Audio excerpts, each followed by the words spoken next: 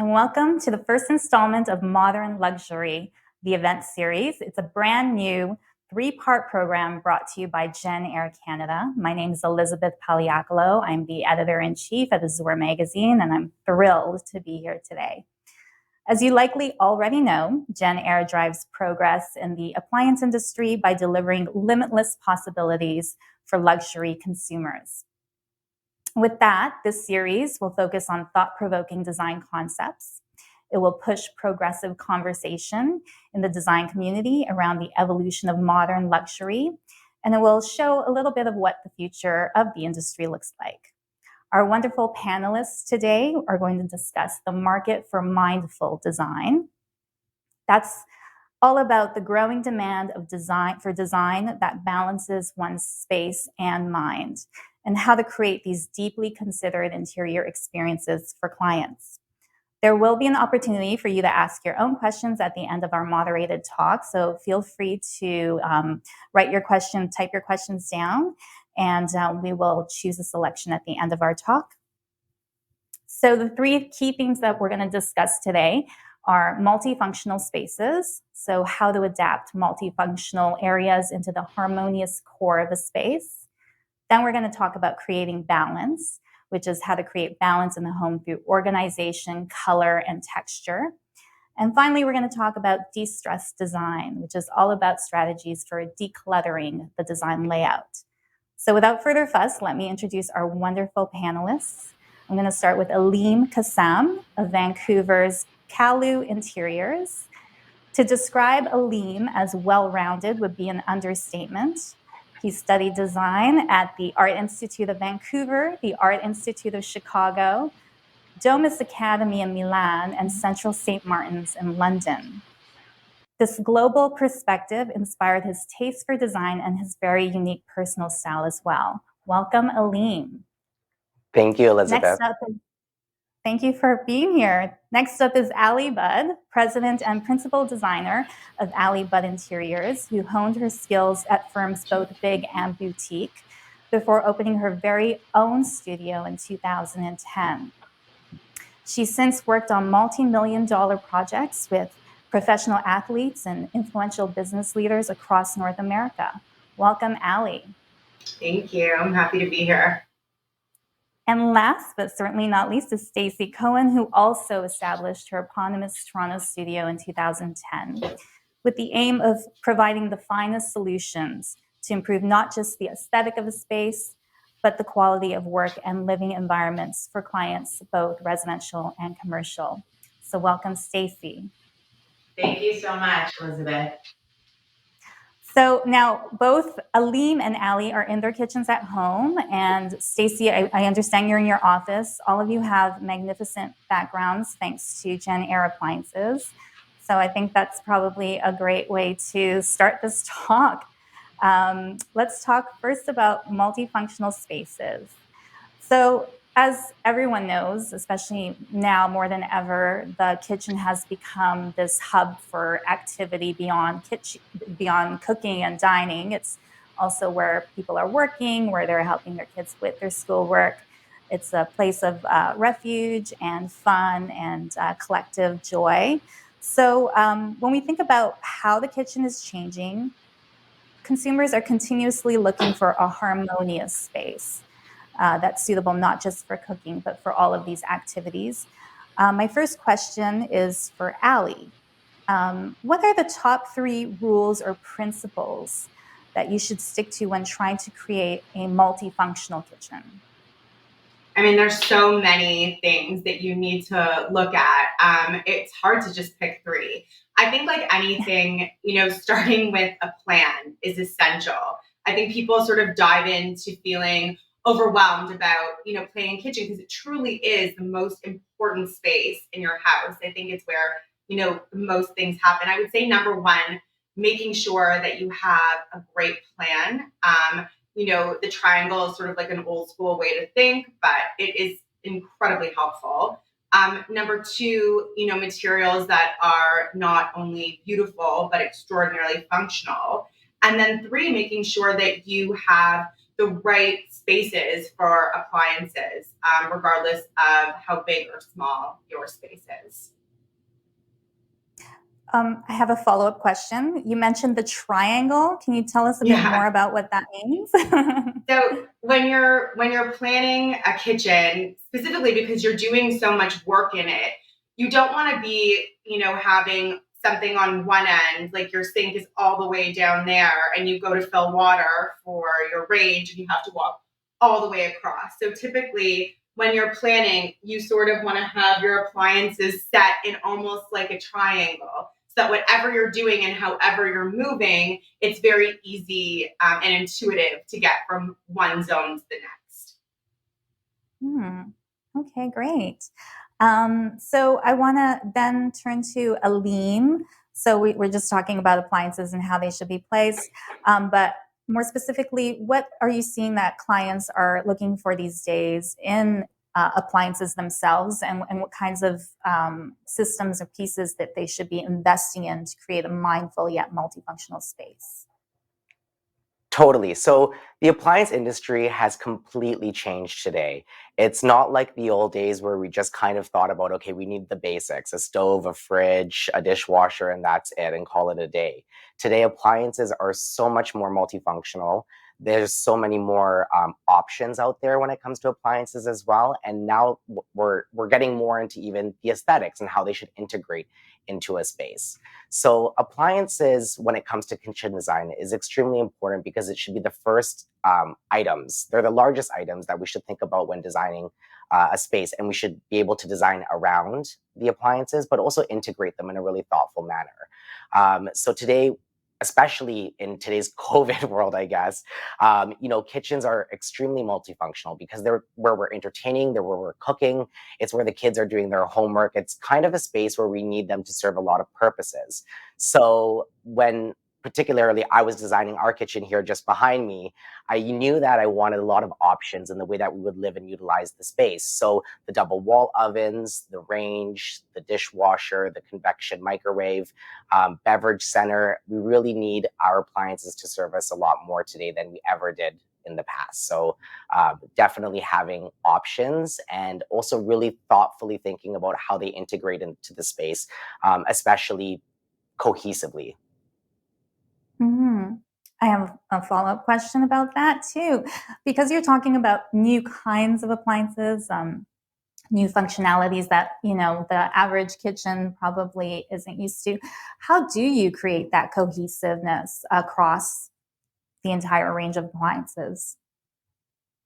Yeah, I think what JennAir has done in particular is they've made it really easy, is they've actually divided the collections into two, which is the Rise and Noir. I have the Noir appliances behind me, which are a little bit more contemporary, clean. They really integrate nicely into the space and they have a very modern aesthetic. So kind of choosing the aesthetic deliverable is a great way to kind of start to set the stage for how you want the kitchen to really emulate and feel within your space and as well integrate.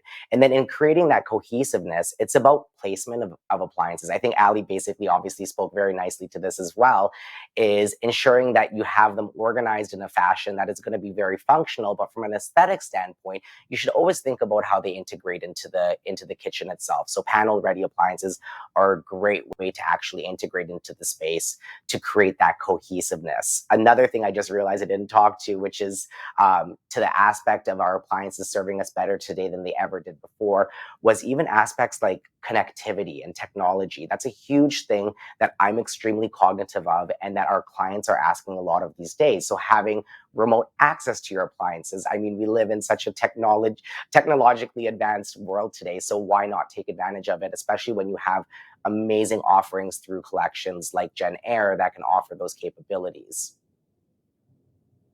Wonderful. So you can get the pot roast going from the office if you're across town. Exactly.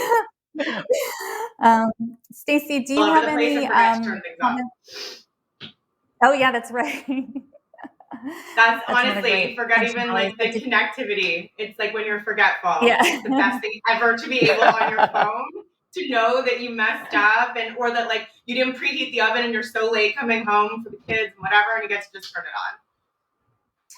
We'll move on to the next topic, which is about creating balance in the home. So a big part of mindful design and creating balance is organization. An organized space equals an organized mind. It improves your physical well-being, the overall energy in your home, and the energy of the people who happen to come into your home. So my first question then is for Stacy, if she's available. Balance is the idea that when you walk into a room, everything has its place. It's the visual calmness in a room. So what are the best strategies and things to take into consideration at the very beginning of the design process when you're trying to create balance in the home? What we do, and I think it's like such a helpful tip, is when we're laying out kitchens, we have a list, a checklist of everything that we know needs to get put away. And sometimes people have, different types of things, if there's something out of the ordinary that you have, but it's literally making a checklist of all the things that you have. And then when you're designing the kitchen, making sure there's a place for everything. And I personally really like to zone things because I think that it's easier to remember to put things away. I think that it's easier when you know where the place of something is. To me, it makes no sense to keep your dishware far away from your dishwasher. Why would you be like loading and unloading the dishwasher? And it has to be close to your sink as well, of course, when it's like on the opposite end. So I feel like from a planning perspective, sort of going through the list of everything that a kitchen needs, from Ziploc bags to garbage bags to cleaning supplies to pantry storage, big serving, small serving, things that need deep storage. I'm not a big fan of clutter. I don't like I think a kitchen should be, regardless of your style, whether you're traditional or modern or, whatever it is, I think that sort of having a clean kitchen is enticing. It makes you want to be in it more. And it's just a nice feeling to be able to have, somewhere for everything. So I think that that's really kind of the key is you can design the most beautiful space in the world. If it's not functional, it's not going to do anything for you. And that's kind of always how we start with every single kitchen we do. It's not materials, it's not this, it's not that. It's figuring out what goes where and if we have enough space for it. And then we modify based on that. Great. And you mentioned zones, so the idea of having zones in the kitchen. And I was wondering if that's actually something that clients are actually asking for, especially as the kitchen has become so multifunctional. Are they asking for a specific, like a working zone, a homework zone, a banquet zone? Are you seeing that kind of demand? I think it used to be where the kitchen was kind of hid away in the house. And now we're in this beautiful time where it's central to the house and it's sort of the hub of everything that happens.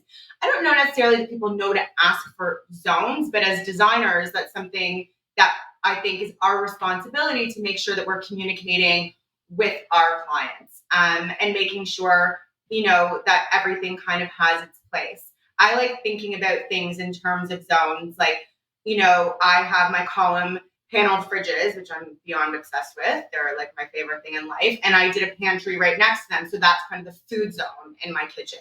I made sure that on either side of my range, I have pots and pan storage. And that's kind of my cooking zone, I guess. It's sort of the way that you think about things. And I think it's intuitive to live that way when it's planned out properly. Wonderful. Aleem or Stacy, do either of you have any thoughts on that? Creating zones or how you're advising your clients these days? Yeah, I mean, I would say that, again, sorry, we had a little bit of difficulty, so I missed half of We're what happy to Ali have you said, back. but I'm sorry if I'm being redundant, but I think it's really important to always start with a plan and really assess what your needs are so that you can figure out how you're going to use the space. That, like you said before, Elizabeth, the kitchen is now becoming the central hub of the home. So it's not only being used for cooking, it's being used for homework, entertaining, and it's really important to figure out how you're going to use the space and then figure out what kind of storage all of those uses require. And I think that's what Ali was saying towards the end of when I logged back on, is just really figure out the storage needs for each one of those tasks so you can plan appropriately, because that's what's going to give you that really clutter-free and balanced environment. Great. Are you seeing different types of storage, come emerge in terms of different kinds of systems or different, even in JennAir's offerings, for instance?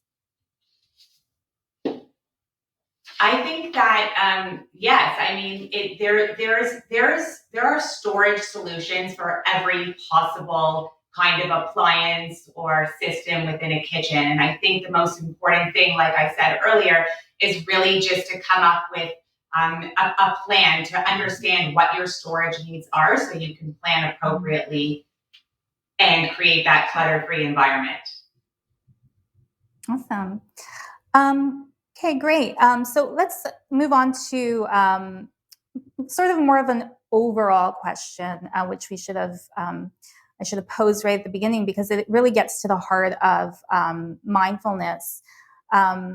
Why is the interior design principle of balance so important to begin with, and how do you communicate that to your clients? If anybody wants to jump in on that. Yeah, I can jump in on that question. So, I mean, balance is such an integral part, and it always has been in design. It's not a new philosophy, but I think we're just a little bit more, mindful and cognitive of it in today's day and age, especially as we start to see interior design kind of develop over the years, and really people needing the ability for their spaces to serve them way more today than they ever did in the past. When you think about coming home into a space, especially when you're coming from it from an angle of very thoughtfully planning out and designing a space, especially working with an interior designer, our clients today want to come home and to feel rested. They don't want to feel stressed. We're living in a very stressful environment these days, and it's about having homes that are aesthetically pleasing, balanced, but also extremely functional, because again, we're producing so many activities out of our homes in today's environment. So one of the key elements that we tend to do, especially at our firm here in Vancouver, is all of our clients are very cognitive of when we're designing a space in repeating colors, materials, and finishes throughout the home to create that cohesive and balanced feel. Another aspect, which I think we didn't really touch upon a little bit earlier today, is kitchens in themselves too, as spaces, are so much larger. I think Ali actually mentioned this point as well, is that, they're no longer just these small, hidden, confined spaces that we used to have back in the day. Today, they're quite open and exposed to the rest of the home. They're usually exposed to a family room, a great room, a living room, a dining room. You can, a lot of the time, see them when you enter through the first front door of any home or condo living. So by having all of these areas exposed and open, and as we kind of continue to progress into this open floor plan nature, it's important to ensure that when everything's kind of visible and tactile at one point in stage, that everything feels restful, cohesive, and balanced. And that's about creating, obviously, some sort of calm synergy at home, so we can feel somewhat relaxed and comforted by our homes and not stressed out by them.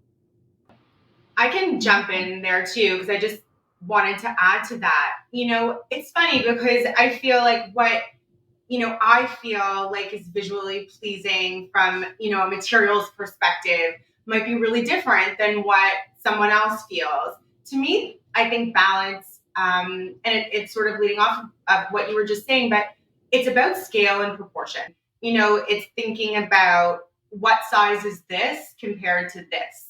It's not necessarily just about materials, because of course there's balance in that. Mm-hmm. And I do like the idea in certain instances of repeating different materials. But I also think, just making sure that everything fits right and looks right. For example, I wanted to have the biggest refrigerator and freezer. I have 3 children. Our house is nuts, that I could possibly fit into the kitchen. And I don't have an extraordinarily large kitchen. It's fairly average size. It might even be a bit small. So I had to make sure, because I had, these insanely beautiful paneled column fridges and freezer, that I wasn't going to be off balance with other things. So that's why, I made sure that the material on my refrigerator and freezer was a little bit lighter because they're just so large. And I wanted it to blend balance-wise in the kitchen. And I sort of played with that again with my range and making sure that felt like the star of the show from a balance perspective, and making sure the hood above it was the right size and doing it in a lighter material to kind of contrast some of the darker elements that I have on the range. These are things that you really have to think through that do lead to that feeling of balance. And all of those things are also indicative of why people need designers, because they, you might be very afraid of a certain color or a tone or a metallic, and using it up against, something that's contrasting or of a different mood. But the designer is really there to present you the entire vision and to show you that you're going to love it, you're going to live with it, it's going to grow with you. And have you ever been in a situation where you've had to help a client along in that journey where they're a bit more trepidatious about kind of mixing things up? I think probably earlier on in my career, it was a little bit more challenging, let's say, to communicate my own personal view. I think now, having run the business for 11 years and having some success in terms of happy clients and, designing all of our own millwork, all of our own kitchen designs and doing all of that, it's not as challenging anymore. I think that there's a level of trust there. But I also think that you have to be very confident in your decisions, and you really have to understand, regardless of what your own personal situation is, what the function of that particular family, like Stacey was saying, looks like, and making sure that, lots of things can be pretty. It's not just about pretty. It's making sure that they're extremely functional. For me, for example, because I have 3 kids who none of them eat anything, they all eat one thing. And so I have to, you guys can judge me all you want, but I have to make like 8 dinners. So being able to have that double range is really helpful for me, the double oven here, because I can warm different things up. That's my life. That's my situation. That might not be necessary for someone else. So it's, I guess, really making sure that your designer understands what it is that your needs are, that you're communicating them properly, and that they have experience doing this kind of design work. But yeah, I think it's our job essentially to make sure that people feel really confident in their choices and confident in the decisions that they're making in order to move forward. And I think presenting a holistic picture of what things look like and feel like and their function is very helpful in doing that. Wonderful. So on that note, let's move on to the next big topic, which is about decluttering and de-stressing your design. This whole Marie Kondo phenomenon kind of took over the world a few years back, where, you have to really, achieve a kind of a Zen interior by eliminating. And, but decluttering is a very important thing, even if you don't want to take it that far. And I wanted to ask Aline, because, we're not all minimalists here, and your style in particular strikes me as very exuberant. So how do you create that kind of balance, taking away the clutter and taking away the stress, but also maintaining a sense of eclecticism and personality and joy in an interior? Totally. Firstly, how did you know I was an exuberant person? I mean, clearly I definitely am. I mean, so wild, yes. My partner and a lot of my clients always joke with me that, I love all the bells and the whistles, and I love layering and design. But one of the challenges that I've always had, which it comes very easy for me to do for clients, but not necessarily always for myself. And I think any designer, and Ali and Stacey can speak to this too, when you're kind of doing your own space, that's kind of the most challenging. But what I think, to your earlier point, the whole condo method and things that really bring you joy, it is very relevant and it is super true in today's day and age.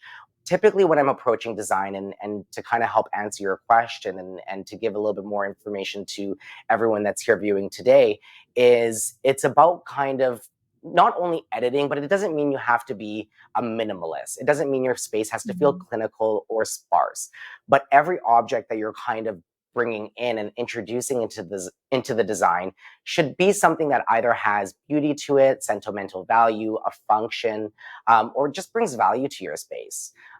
Again, I think Ali kind of mentioned this before.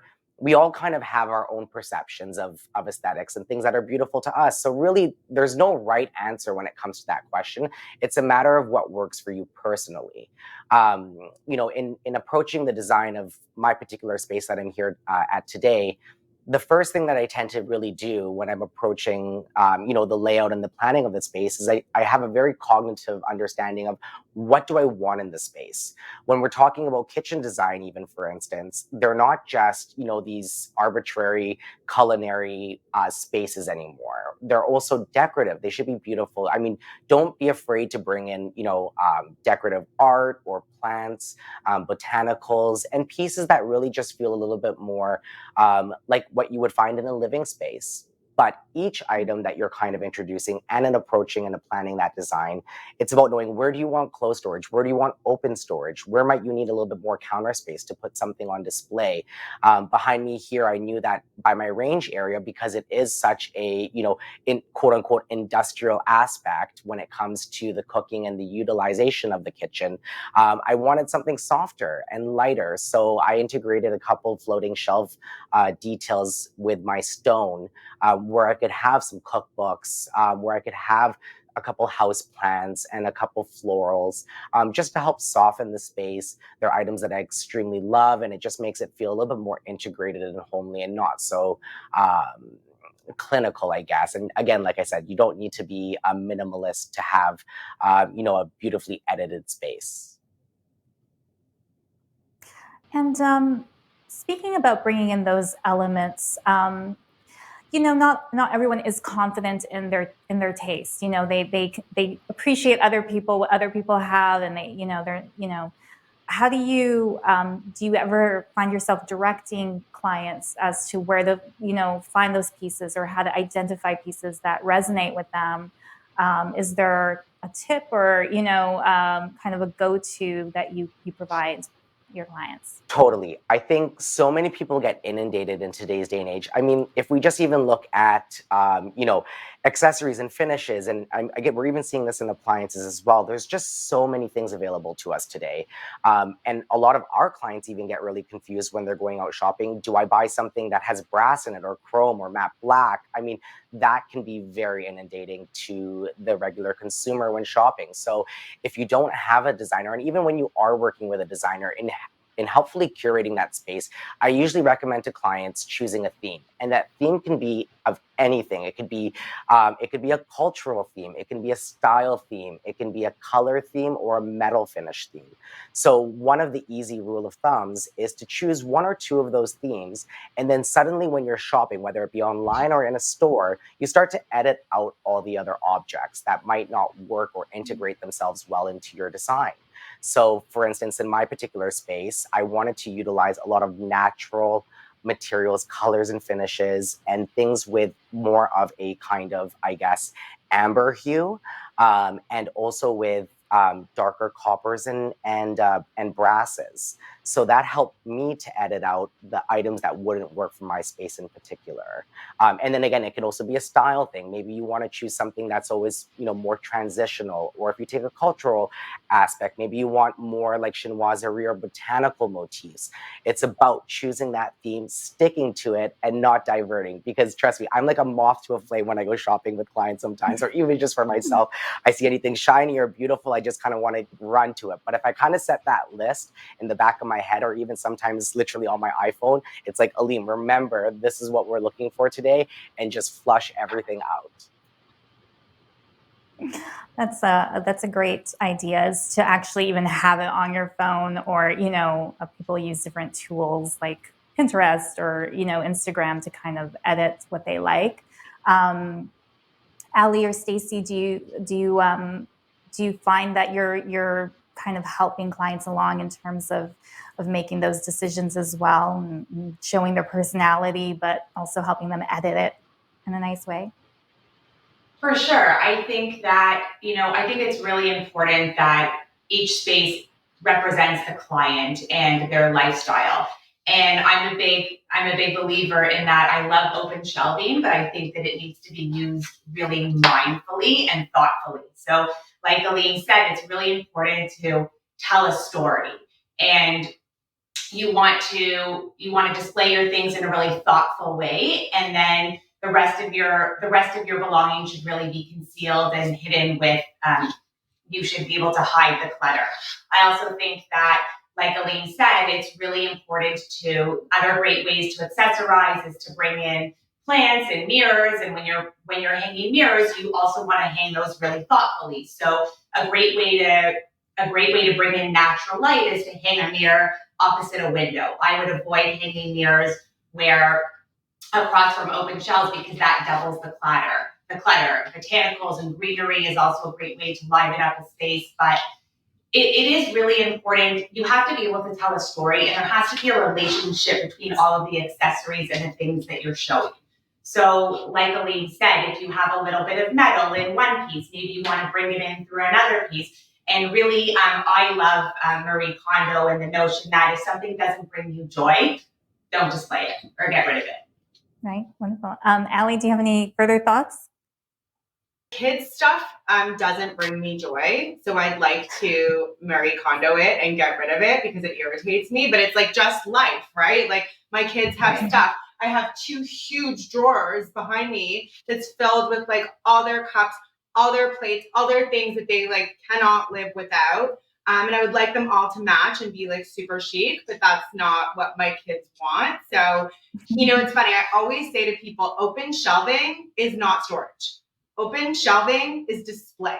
So you have to really get that idea out of your head. I really like to limit open shelving, 1 or 2 small places, because then I really think like, what are you displaying? Are you going out to buy things to display, or do you have things that really mean something to you that you want to display? So, in a few spaces in the house, I like to have it because I think, it brings warmth and a little bit of personality. But for the most part, I like to keep things closed away. And then, also if you're a little bit messy, because that's life, right? You're sort of throwing things in. You want things. I like to have the 10-minute cleanup rule.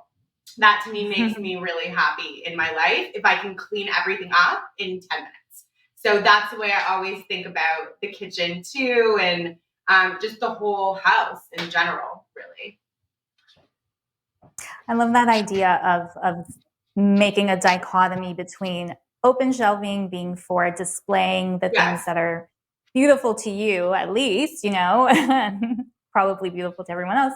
And then there's closed shelving or closed storage for the practical purposes of the kitchen.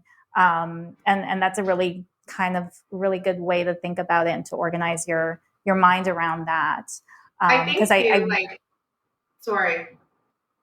I've just seen a lot of kitchen systems that have a lot of, it's like the grand, open shelving look, but, not everyone should go that route is probably a good idea. Yeah, I think it depends, who you are. One thing, because I know we've sort of digressed a little bit in this conversation, but we were initially talking about how to, communicate with what you want, whether it's looking at a theme or looking at this.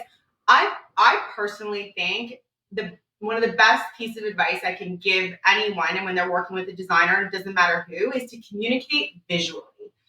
Sometimes when you're describing things get lost in translation. What I think is modern might not actually be modern to you.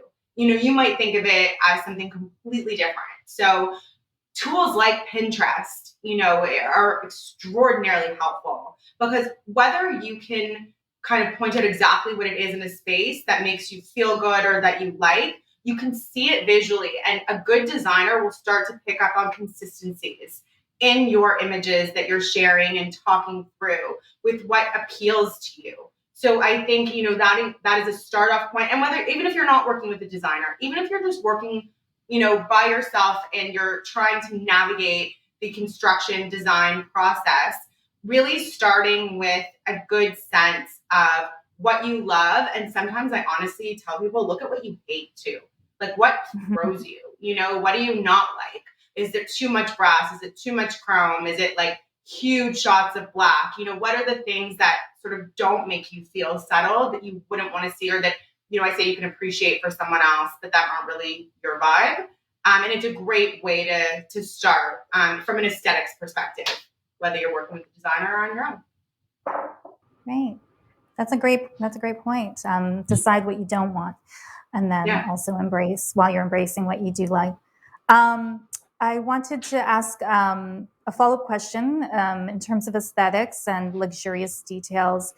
How do they fit in creating a function-focused space? So obviously, we no longer have to choose between the purely functional and the beautiful.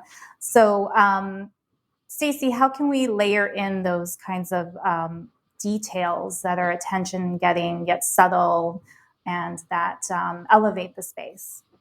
Well, like you said, Elizabeth, I don't think it's a compromise anymore. I really think that function and beauty really go hand in hand now. Designers and end users want appliances and products that are going to elevate and enhance their spaces, not limit them.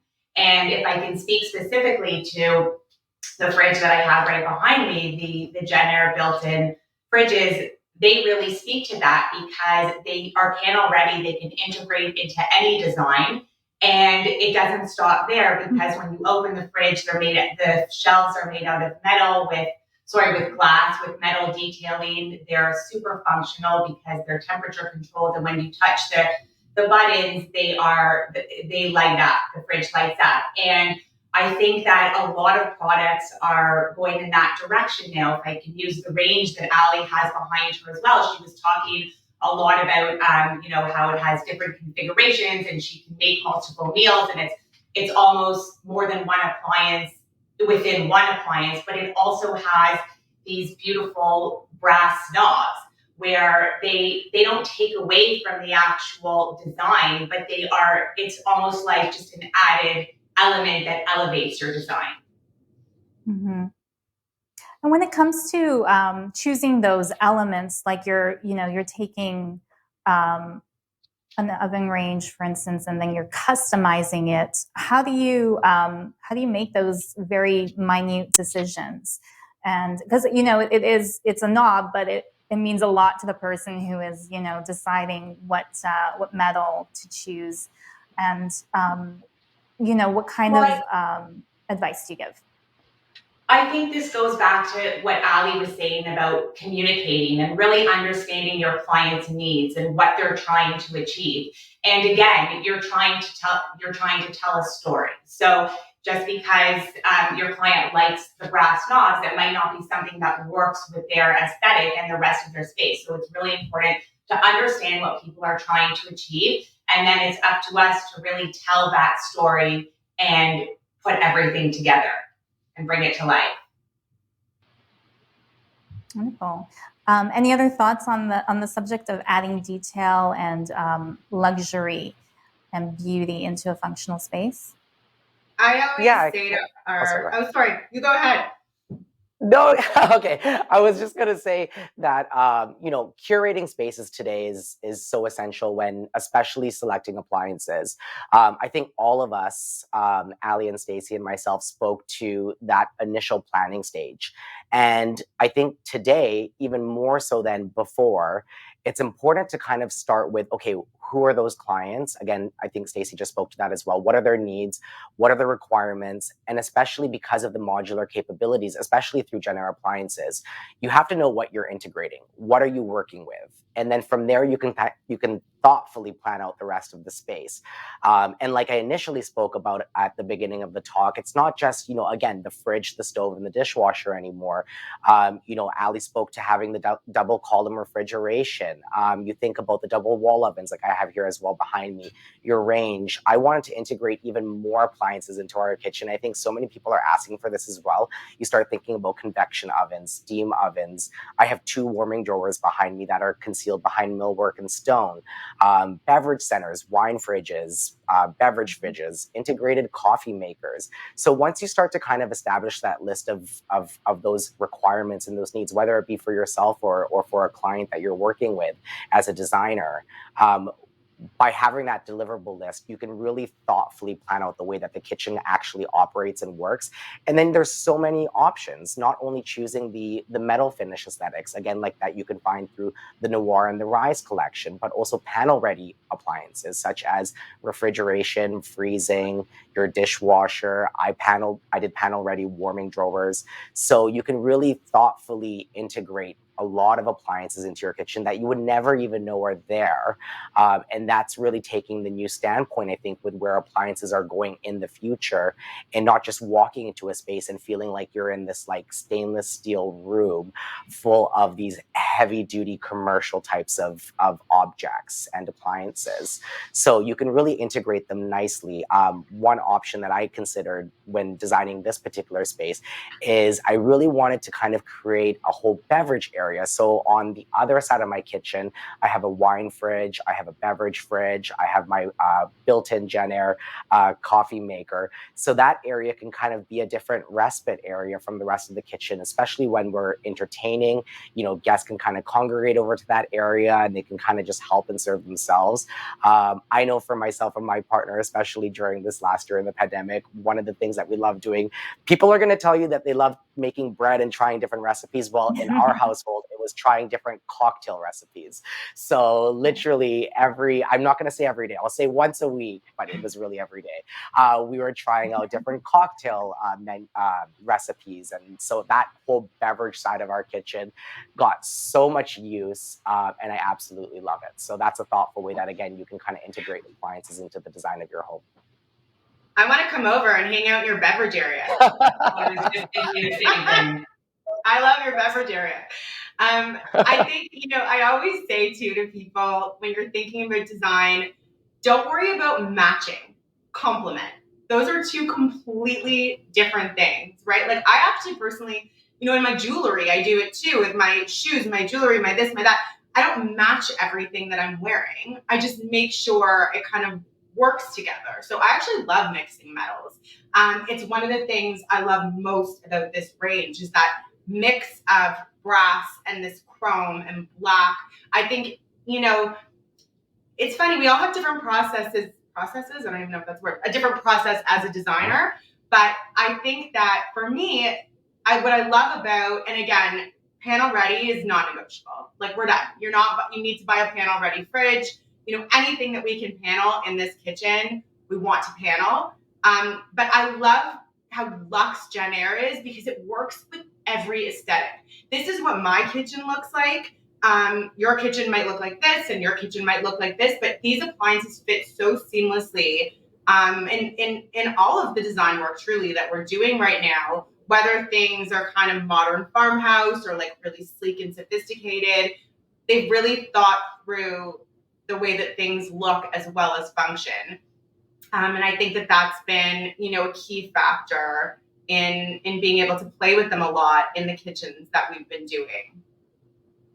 I think also, just to go back to talking about function and beauty and how you don't have to compromise, if we can talk about the culinary center, again, to Ali's point, everything is not only designed to look so beautiful, but they're using such incredible forms of technology that you can now control everything remotely. So you can control your food, your temperature, your settings, all from as long as you have Wi-Fi access. So everything now is all about convenience, functionality, and beauty combined. If we even talk about, the 38 decibel dishwasher, it's the quietest modern luxury dishwasher on the market. If we're speaking about multifunctional spaces and kids doing homework in the kitchen or adults working from home in the kitchen, entertaining, that's something really to consider, is the quietness of your appliances. So I think that they're just really hitting all of the marks.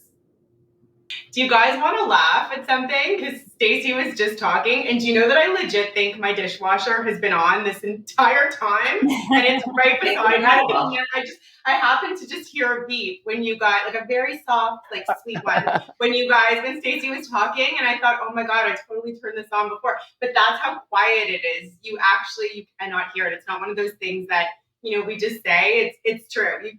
I've been on this thing for how long? 47 minutes, and you guys had no idea my dishwasher was on. Yeah, my dishwasher is not JennAir, and it sounds like a tsunami every time I turn it on. For sure. So I would definitely appreciate that. So the other thing I wanted to ask was following up on the technology and the remote, the kind of being able to turn on an appliance or turn it off from far away. Are people embracing that technology more and more? Are you finding that people aren't as trepidatious as they used to be, or is that finally becoming a real thing, the smart home kind of idea? I think so. I think when you have a way to make your life easy, and I'm not the most technologically advanced person in the world. I'm going to be totally honest and throw that out there for you. But I've found my appliances very, very easy to use from that aspect, which is like saying a lot because again, I'm not as inclined as like my husband, for example, and I've been able to do it. I don't know. I think it's been really helpful. I think that they've done a great job of not making it like too crazy or too many options or too many things that you can do with it, but enough that I find it a very convenient thing to have in life.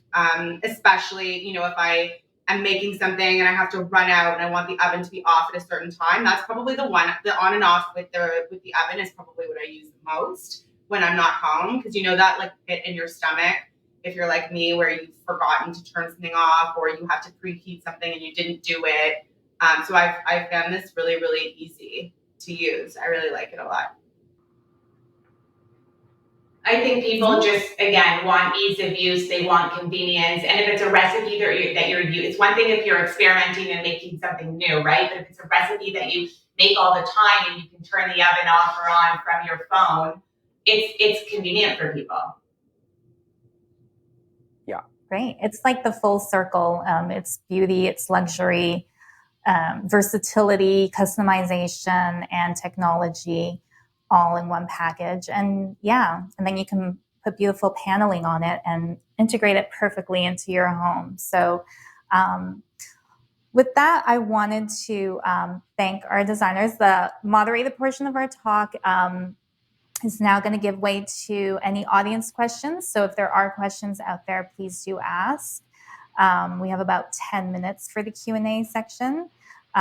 So please do feel free to ask. We do have one question from, I believe, Maria. I'm sorry, I'm not wearing my glasses, but where do you recommend looking for design and business mentorship? I can answer that. Go ahead, Al. No, go, Stace. All yours.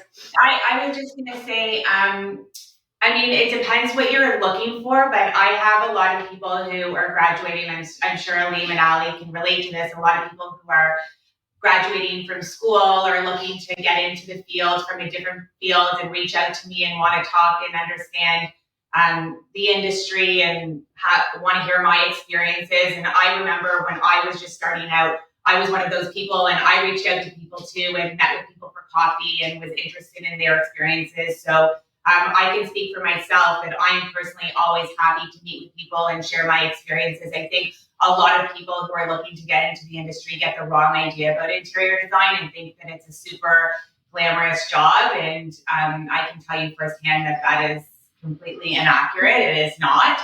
And so I would say that interning for a design firm is a great way to get experience or some insight into what it's like to work in an interior design firm, or just meeting with people like myself, Ali, and Aleem. Totally. I wanted to chime in there as well. Just like Stacy, we're huge proponents to giving back to the community, especially people that are super interested in getting into the field. I think as designers, I mean, we have crazy lives, so we don't usually have a lot of time on hand. But when we can, I think a lot of fabulous designers like Stacy give back and just try to educate people and let them know kind of the facts of getting into the field. I always joke when maybe it's a student or someone that's looking to change their career and says, you must have such a fabulous life. And I always say, I'm not driving in the back of a Rolls Royce popping champagne with clients every day. I'm usually kind of like knees deep in a construction site doing field review with contractors and clients. But I mean, on beautiful pictures on Instagram, sure, our lives look fabulous, but that's definitely not the facts of it.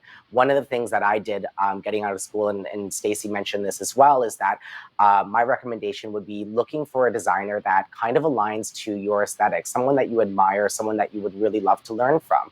Obviously, that's not always going to work, but really what you need to do is just take the chance, reach out, send an email. The one thing I always recommend, especially to students that are looking to either get into design school or just graduating from design school, is offer something. Offer something to the designer that you're looking to get some mentorship from, whether it be saying, hey, I would love to come there and help you organize your materials library for a few days. Whatever you're offering, offer something of value, and then you can hopefully get something in return from that. We just had an intern recently reach out to us at the beginning of this year and basically didn't even really divulge in credentials. The first thing she said was, hey, this is what I could do for you. I could help you, organize your materials library. I can fetch samples. And literally she got her foot in the door right away because she was bringing something of value, and she's been learning from us ever since. So we all need somebody to organize our sample library. Yeah. Amen to that.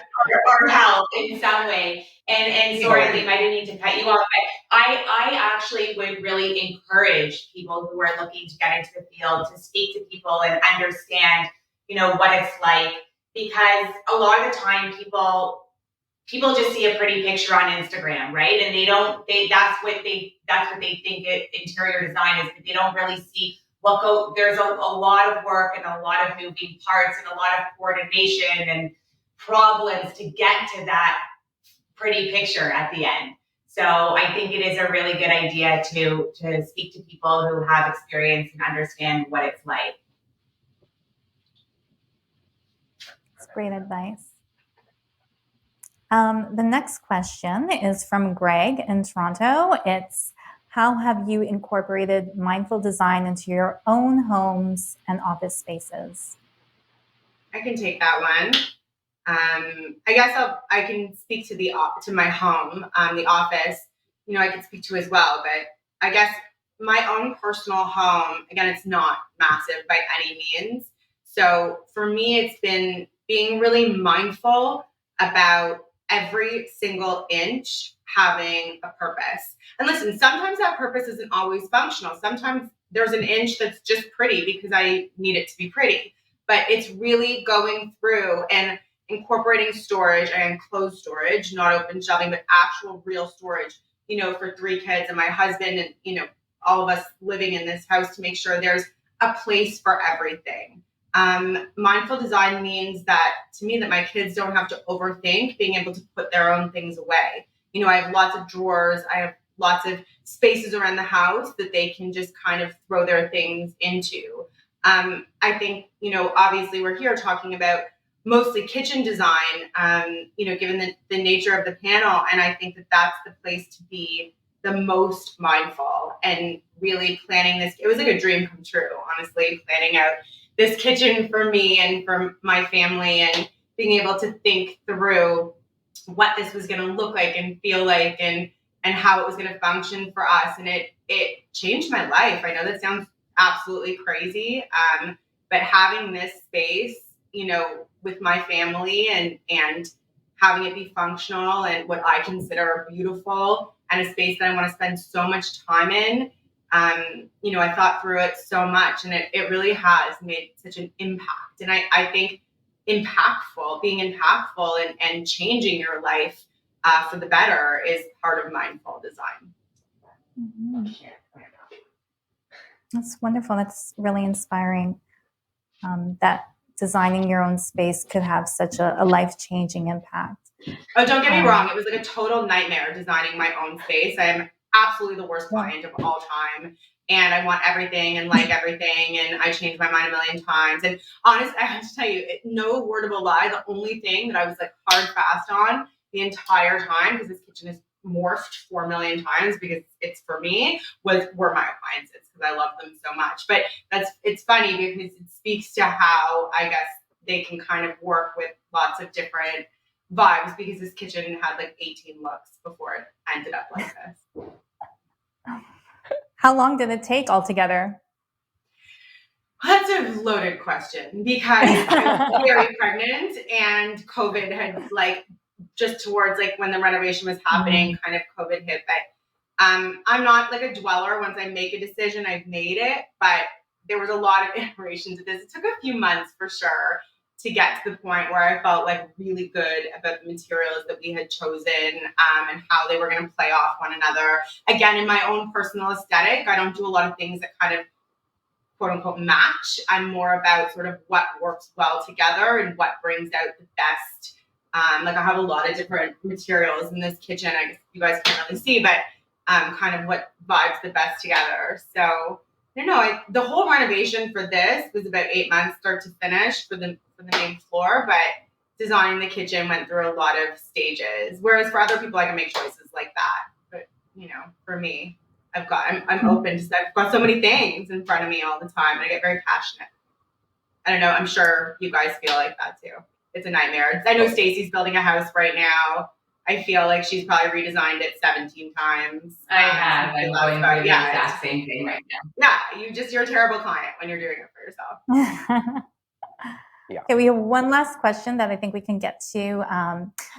It's from Sarah, and she's asking, are there any emerging design trends on your horizons at the moment? Yeah, I can help answer that question first. I guess, when it comes to, this is kind of a two-part thing, I guess.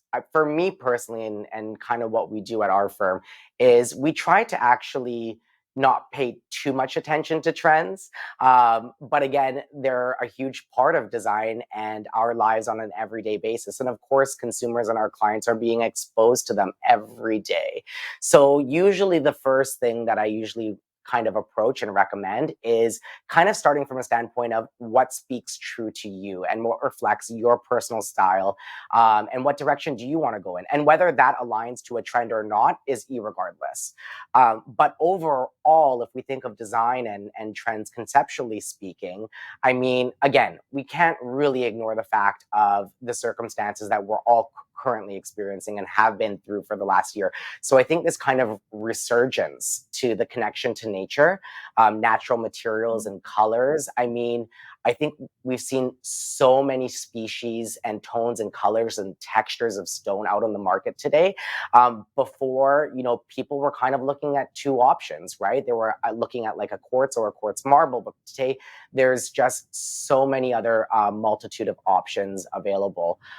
So from a natural perspective, we're seeing a lot more natural textures, tones. In today's focus and design, I think you're seeing a lot of high contrast, not just of colors, but also of texture, and emulating that natural experience.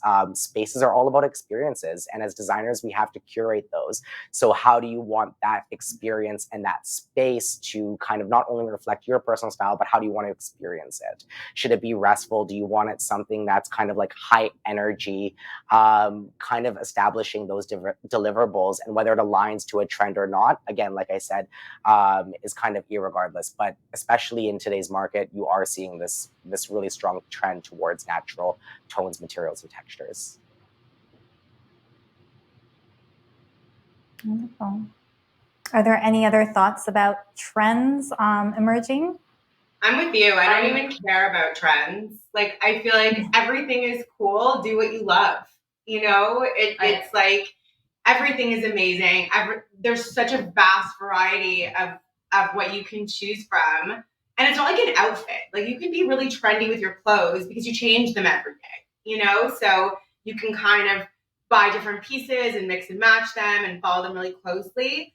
I actually totally agree. I don't care about trends in interior design. It's cool to see what people are doing and how people are reimagining, different spaces or bringing things back that were done years ago. But there's such a vast array of visuals out there. Who cares if pink is trendy? Like, can a color even be trendy? It's like a color. If you love it, do it. And so that's kind of how I feel about it. I'm with Aleem and Ali. I think trends are great for fashion. It's easy to buy a shirt and not like it next year. It's less easy to do that with your kitchen or with your $10,000 sofa that you just bought. So I think a trend that we're seeing, and it's not necessarily a visual trend, but I think people generally are reevaluating their spaces and how they're using them. And a lot about what we talked about today is a trend with the kitchen, where people are not looking at the kitchen anymore as just a kitchen, especially, and I know everybody's tired of hearing about COVID, but after spending almost a year and a half at home, people are reevaluating their spaces and what their needs are. So I think you're going to see houses transform and go in that direction and be a lot more diversified in the spaces that you see. Wonderful. So don't worry too much about trends. Just do what you love. And on that note, that's a wrap for our panel. I want to thank everyone, all of our panelists, for your insightful comments and your anecdotes and your lived experiences too in designing, both for yourselves and your clients. I want to thank our audience and its wonderful questions. Remember to keep an eye on your inbox and JennAir socials, as we'll be announcing the second event, which will be taking place in November. And thanks again for joining us. I wanted to add that there's also an exciting opportunity to experience a virtual showroom tour. So here is the clip for that, and we hope to see you at our next Modern Luxury event later this year. Thank you, everyone.